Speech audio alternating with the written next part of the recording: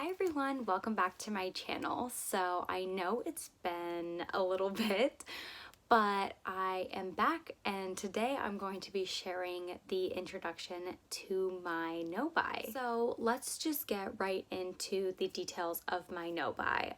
I know everybody does no-buys pretty differently, and I know a ton of people have been doing no-buy years. I didn't want to commit to a full year at the current time. I've also never done a no-buy, so I'm just going to be starting off with a 3-month no-buy. It began January 5th. I know I'm a little bit behind, and it's going to be going until April 5th. At that time, I may decide to continue the no-buy for another 3 months or another month, or I'm not exactly sure what I'm gonna do yet, but I want to see how the first 3 months goes. If I absolutely can't, like if I'm horrible and I fail, which I'm hoping that doesn't happen, but I will likely continue if I don't do well, and then if I do okay throughout the no-buy, I'm gonna continue on with another type of project after I decide to end it. So let's talk about the details. So my first reason behind doing a no-buy at the current time is I want to reduce my inventory numbers and the amount of things I'm bringing into my home. So I've actually been pretty good throughout the past year in 2019 in regards to bringing items in, but I have a lot of things from before 2019 that I've bought, which I'm sure many of us do. But I definitely want to be more mindful about what I'm bringing in, and I don't want to be bringing in more than I'm using up or, rolling out, that type of thing. But I'm definitely not to the point where I can do like a one in, one out type of situation yet. So I'm hoping this little no-buy for the next 3 months kind of helps push more things out instead of bringing things in. But that's kind of my biggest goal with this no-buy. My second reasoning is I really want to use and appreciate what I have. I know this is a pretty big topic in like the panning type of community here on YouTube, but I really need to get better at this. I am definitely the type of person who, when I see a new item come out, I totally forget about why I even like the things that I bought, and I just totally gush over the new product. And then same thing happens if I go out and buy the new product, a new one's still gonna come out. They're always gonna keep releasing. I can't always be the one who's going out and buying when I already have things I know that I love in my collection. So I really want to work on over not only the 3 months but the whole entire year and going forward, really using and appreciating and getting the full extent of use out of what I have. And then the third and final reason behind this no buy is I really want to change my shopping habits. I've gotten better, as I mentioned before, but I definitely don't have good shopping habits. I've recently found out that I'm extremely triggered by sales. So if something goes on sale, or like, VIB sale, 21 Days of Beauty, all those types of things, they definitely catch my attention a lot more than just regular items. I do regularly, like, I am interested in items. If I see them or whatever, I'll usually just like save them to my loves list or write them down or whatever. But when something I see is on sale that I know I'm interested or even semi-interested, it definitely triggers, oh, I need to have that and it's on sale. Great, let's get it. So that's definitely something I want to work on over the next 3 months. Obviously with the no buy, hopefully it'll be extremely limited, since I shouldn't be bringing hardly anything into my collection over this time period. So hopefully that's something that'll get better. It's only the 8th of January when I'm filming this, and I've already seen some sales, and that is just something that triggers me to no end. So I really need to get better at that. I did also want to briefly discuss, I don't have any reasons and my why I'm doing this no buy related to money. I recently, over maybe the past 6 to 7 months, have gotten pretty comfortable with my budgeting style. So I have a certain amount, it's $20 every time I get paid, that goes into my beauty envelope. And I've gotten really good about maintaining that budget. I use the cash envelope method, which, if you're unfamiliar, you pull out cash to put in certain category envelopes. And so obviously, if you run out of cash, you don't have any more cash to spend. So it's really helped me maintain my budget regarding beauty products, because once the money's gone, the money's gone. And if you want something, you know, a pricier item, you can't just go out and buy it if you don't have enough cash in your envelope. You kind of got to save up over maybe 2 or 3 paychecks to buy something. So I don't feel like money is necessarily the issue, because I feel like I've gotten pretty good in that sense. But I don't want to continue bringing in items at the rate I am. I want to drastically decrease that. And if I happen to spend less money in the process, great. But I know where my finances kind of lie with my beauty budget, so I'm totally okay in the money regard. So let's talk about what I'm not allowed to buy. So kind of the more obvious ones starting off: makeup, skincare, hair care, body care. And in this body care section, I have my candles grouped in. If you've seen any of my past like inventories, not makeup but other like skin and hair, I have grouped candles into my body care just because I like to keep track of them and I need them in a category, so they're lumped into there. So when I say body care, it also includes my candles, because if I didn't include candles, I would buy them all.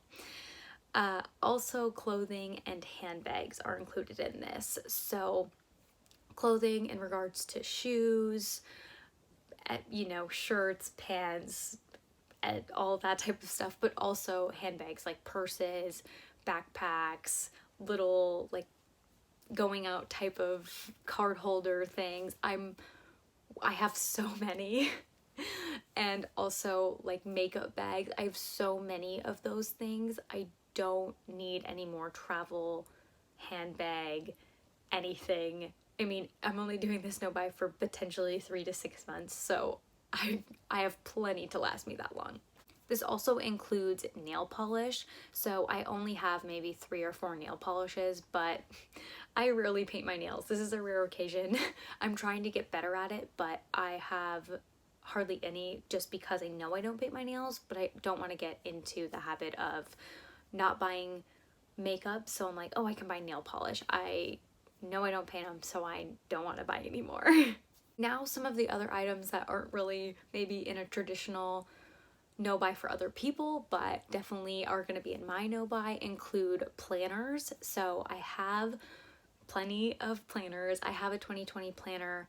I have multiple 2020 planners. I do use different ones for different things. So like I have a wellness planner or like journal, a personal one, a work one, etc. I don't need any more, but I'm definitely someone who loves planners, so it's very hard for me not to buy planners, but that's why they're in the no buy. Also relating to that is planner stickers. I have so many planner stickers. I do use some Happy Planner products, so I went crazy on Happy Planner stickers. I don't need another sticker book for probably at least 10 years, but I'm again using what I have and appreciating it, so I definitely wanted to include stickers in that because I don't need any. Also, if you are familiar with Happy Planner, they have like extra note type pages that you can add to your planner. So like they have little just like notebooks, and you can move them from planner to planner or into a notebook. That is on my no buy. I don't need any more of those things because I have plenty. So those are being included, as well as pens. So I am the type of person who, because I love planners, I love buying a ton of different pens to write in my planner. Recently though, I've been just sticking with main like black and then using highlighters or something, or stickers, you know, to spruce it up. But I have so many pens, and I do like a very specific pen, but I definitely don't need any in the next 3 months. So let's talk about things I can buy. I know Hannah Louise posted and mentioned this in her video, but experiences. A lot of my categories probably don't have an experience necessarily connected to them. Like, I'm not somebody who's gonna go to like Sephora, or I don't go to like the Sephora events that happen, like those types of things.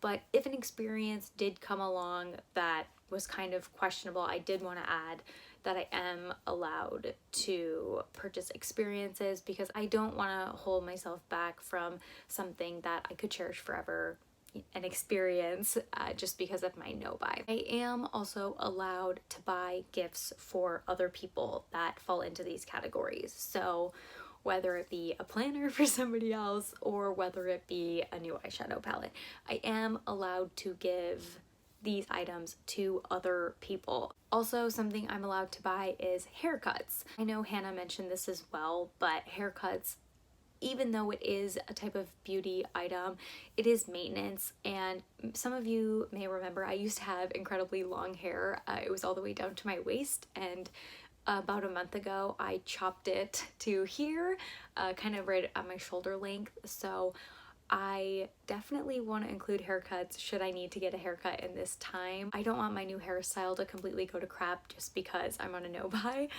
So if I do need to get a touch up or a recolor, things like that, I will be allowed to buy that.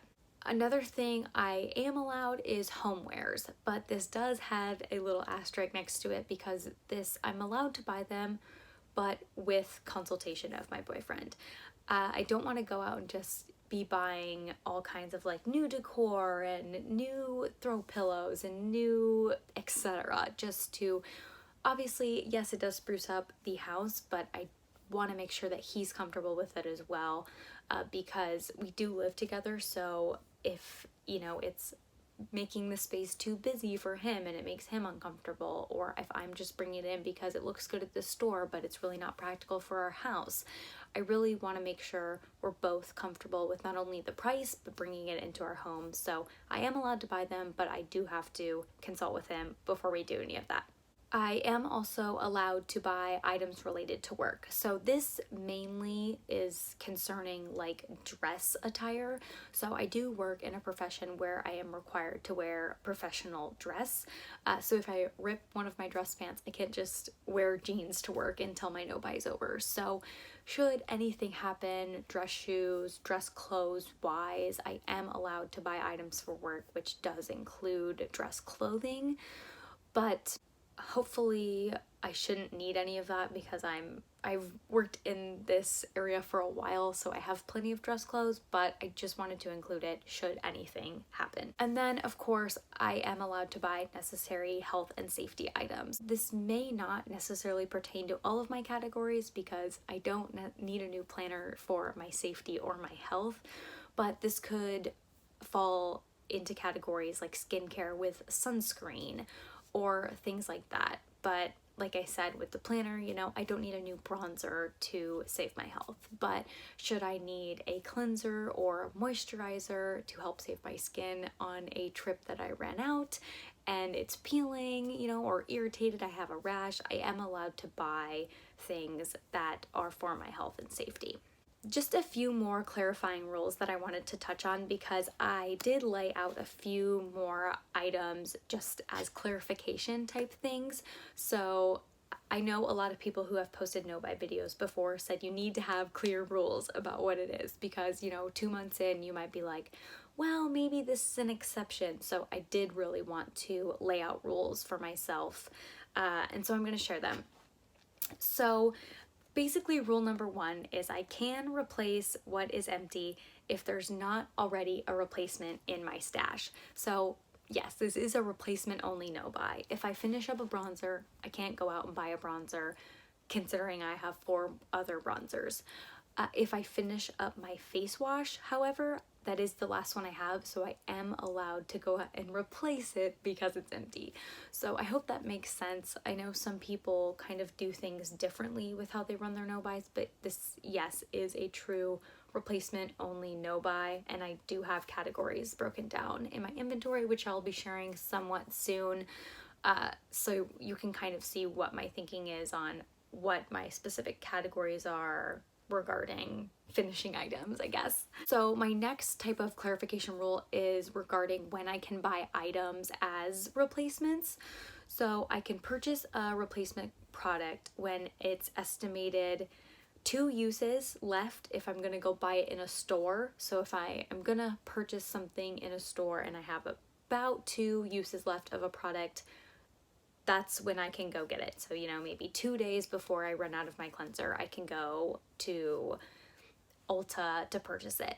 If I do need to purchase the replacement item online, however, I am allowing myself 10 uses before the product is gone, just to allow for shipping and that type of thing. But as I mentioned before, I am an all cash spender with the cash envelope method, so I do prefer to do my beauty purchasing in store because one, you get to see the product. I mean, will you even like it? Obviously, if it's a repurchase, it should be okay, but there's a good chance I try some new things within this no buy. So likely a lot of my shopping will be done in store, but I mean, I do like brands like Glossier and that type of thing, so I don't live in LA or New York, so I need to shop online. Another clarifying rule, I cannot open the replacement product until the product I'm using up is complete. So say I go to the store, I buy the replacement cleanser, I can't come home and open up the replacement cleanser. I need to fully use the cleanser before I move to the replacement. I know this seems like a silly rule, but knowing myself, I knew I needed to add this in because it is something I would do. So if someone does give me a gift, because I am allowed to receive gifts in these categories, that's totally okay. But if I do receive a candle or an eyeshadow palette or something of the sort, those items do count towards my inventory right away. I know some people have just like a box like, oh, these are kind of items I'm working on figuring out if I want them or not. For me, I wanted to decide, like, someone gave something to me, I put it in my inventory right away. If I use it for 2 months and I decide I don't like it, then I can declutter it from my inventory list, and pass it along to someone else or what have you. But I didn't want to create kind of a false illusion of my inventory where I have certain products that don't count yet. I wanted to make them all count right away. So I did want to include some rules for myself around Sephora points and Ulta points. So Sephora points can be redeemed for samples. I did this because you don't get to choose what you redeem your point. I mean, you get to pick what you redeem your points on, but you can't redeem them on anything. They set the samples out for what you can redeem, and you can pick from that. It's not like you just walk in the store and say, I'll take 2 samples of this. So I did allow myself to redeem Sephora points should I want to. However, Ulta points are treated like cash. So since Ulta points can be redeemed in a cash-like state for, something else than what they predetermine you to use them on, I did want to treat them like cash. I didn't want to give myself the option to go in and cash in $40 worth of Ulta points and then bring those items in as if they're not counting towards anything. I want to make sure that if I'm using $40 worth of points, it's going towards a replacement item. So I'm not bending the rules in any type of way. And then my last clarification, which I kind of touched on earlier, is that all purchases, repurchases, etc., everything still needs to fall underneath my beauty budget. So this does include if I'm repurchasing a cleanser, and this also includes the stuff I'm allowed to buy, like haircuts. So everything still needs to be within my beauty budget I've set for myself, which, as I said, is $20 a paycheck. So if I'm, run out of my moisturizer and I want to try the Drunk Elephant Protini, but it's $68, I can't just go buy it if I only have $20 in my beauty budget. So I do want to take that into account. I don't want to let my budgeting get out of hand just because I'm working on this replacement only no buy. I really want to have solid foundations of both of those things, like really having a good no-buy and really having a good beauty budget. So I hope all of this made sense. I hope maybe this inspires you to do a no-buy. I will leave some of the people that I have recently watched who are doing a no-buy, who I follow, who also inspired me to do a no-buy.